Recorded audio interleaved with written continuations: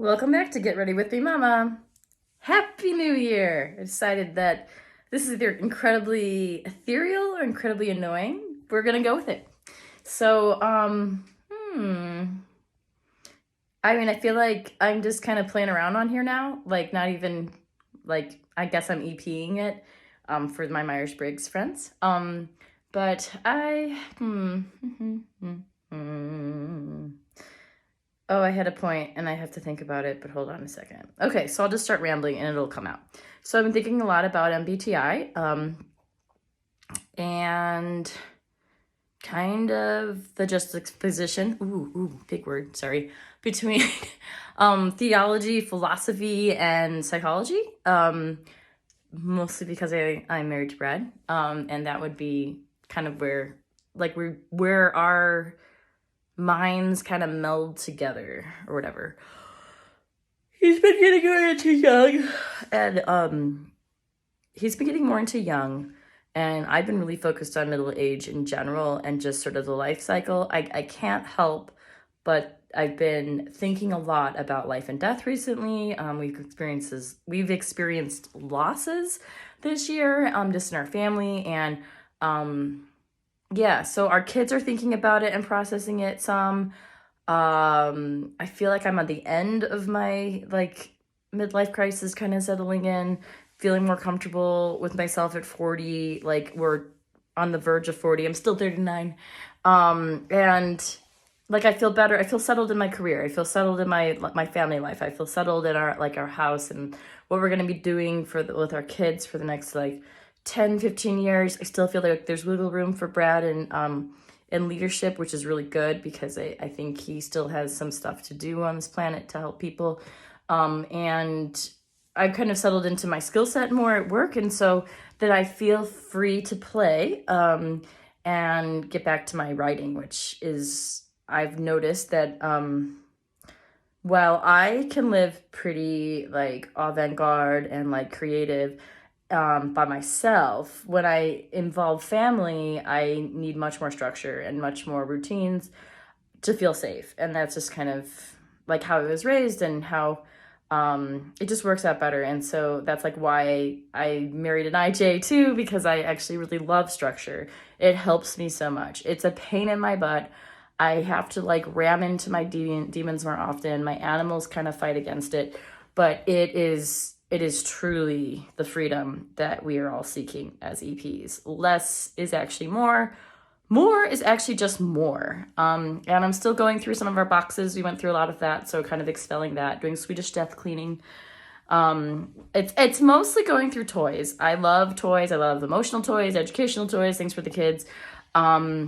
And I just like giving kids a really good, creative, fun-based childhood because I feel like that's so important to development. Play is so important to me, which just makes sense. Not only does it foster creativity, I think it fosters resilience. It fosters formation of identity and just how to face problems.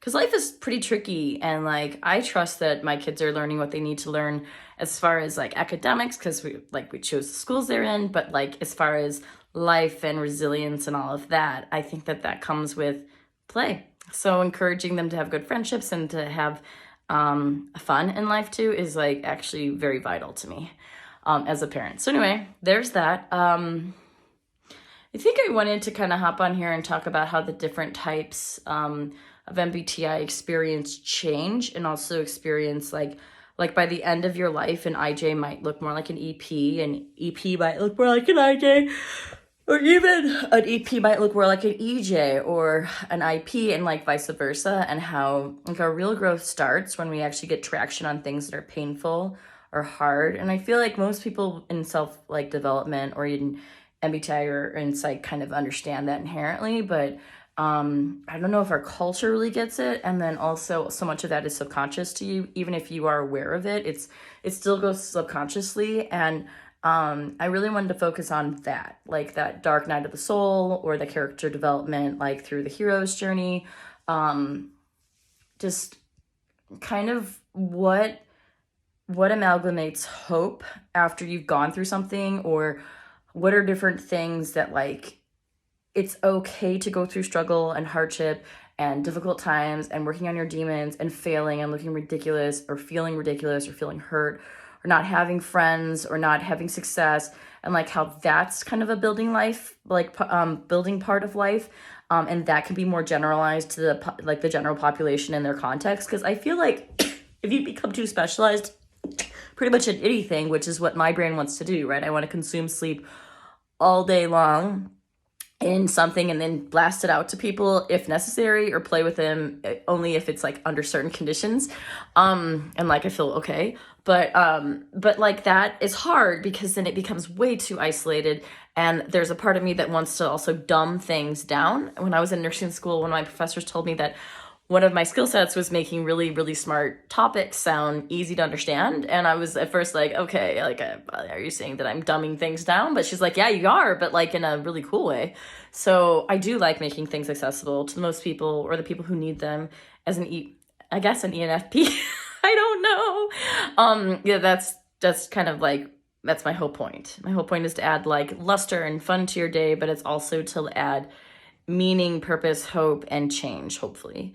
So, yeah, I don't know. So I guess I'm going to focus more on that. Like part of my channel will be like unlocking the secrets to sitting in the ick, or being comfortable with like the dark part of self-growth, or the dark part of like life in general, meaning and purpose. Because I feel like we've gotten really good at like producing things, really good at like, we're at the end of the industrialized state, the end of industrialization, technology, technocracy. That's great. But like, we're still humans, we're still people. And like the past decades have kind of, every once in a while, we'll have these bubble ups of like humanity being like, we have feelings, we have meanings, and we have needs for that, like large heartfelt needs for community, for growth, to experience the lifespan, psychology, and like full.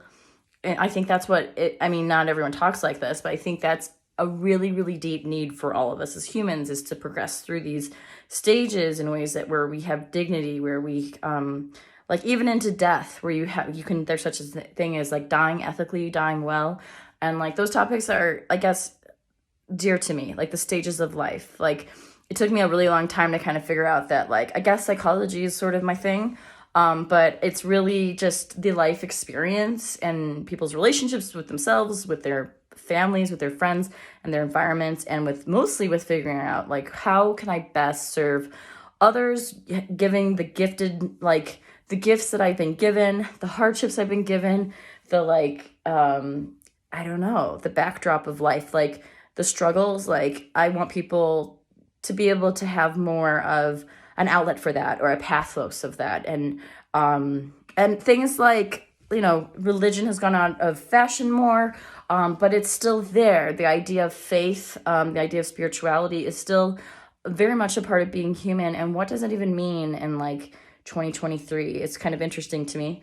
But also just from like, I just care about like how we're all going through this, how we're all moving through this, I'd say weird and difficult times, even though it's definitely gotten better since COVID's kind of chilled out. But now this whole year, if you feel tired, if you feel exhausted or weary, if you've experienced more change, or like kind of like now what experiences, and mostly just like a deep, deep feeling of being tired, it's because we all have been through some of the biggest amounts of change that can happen to humanity in a lifespan and lifetime, and you'll be processing all these changes for the rest of your life. So don't worry, we're all just taking a breath and trying to get back at it. But we're also going to see a lot more changes in our infrastructure and the way that people interact, and how we use technology, and how we introduce AI into things, how the environment gets affected, how people in their life, their beliefs change as we interact more and more on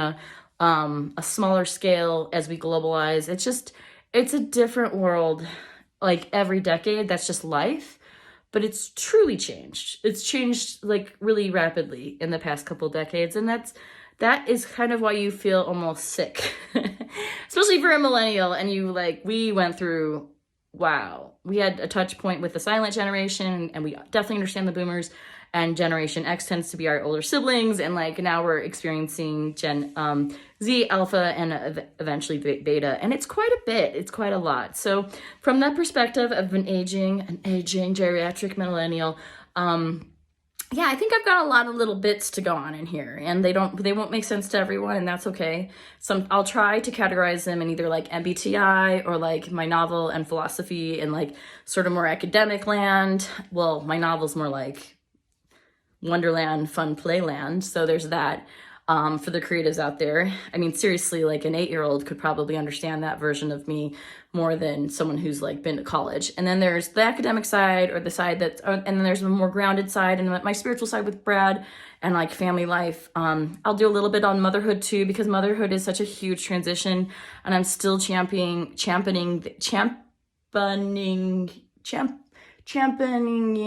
I can't say that, championing that. Oh my gosh, how can I be an ENFP? I can't even say it. Anyway, it's hard. Give yourself time if you go through it, but especially now when we've busted through like so many glass ceilings and things like that, and we have a lot more autonomy and we have freedom, and these are all really good things. I think they can empower us, they free us up, we're kind of flexing what our gender can do. That's beautiful. But when you become a mother, your life balance changes, and that is not a weakness. Motherhood is a strength. Being able to raise someone and take care of a family, these are hardcore skills. And as much as I'm progressive, I'm also traditional in that, like, listen, I'm a wife, a mother, and a nurse. I'm a pastor's wife. Like, I understand the need for traditions, but I just think that we need to bend into them. There's no reason we need to throw away the bathwater, and like that not every shoe fits every foot, right? So I think that it's more about showing up exactly how you are with your individuated like differences and skills, and being okay with that. So motherhood's going to look really different. Some people are going to be able to keep their hustle on, and they bring in more to their team, whether that be nannies, daycare, whatever, like because they don't function as well in like to completely uprooting their lifestyle and changing it into something that really wouldn't even be them.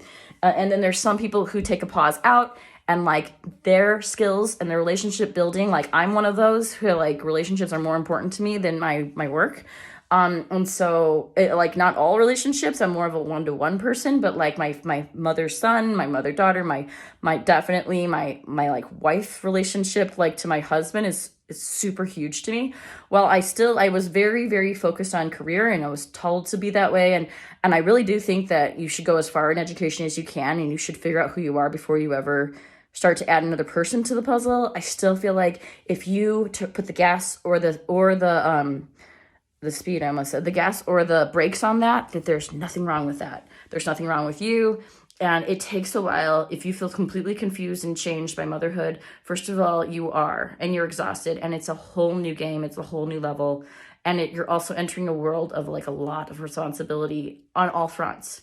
So when you first started working, you were still building skills. When you first got into your relationship, you're still building skills. But now you're into the thick of it, of like your relationships, your work, and you're in charge of someone else's life and protecting them, and kind of, this is the hardest life will ever be, and the most full, and the most filled with responsibility, and the most change. And it's okay to break down, and it's okay to change things, change perspective. You're probably going to be going through midlife and caring for like your parents. I know my parents are aging, that so far they're okay for now, but we're definitely positioned in a place to step in to take care of them, or to do what we need to do there. And it's a weird time. And you know what?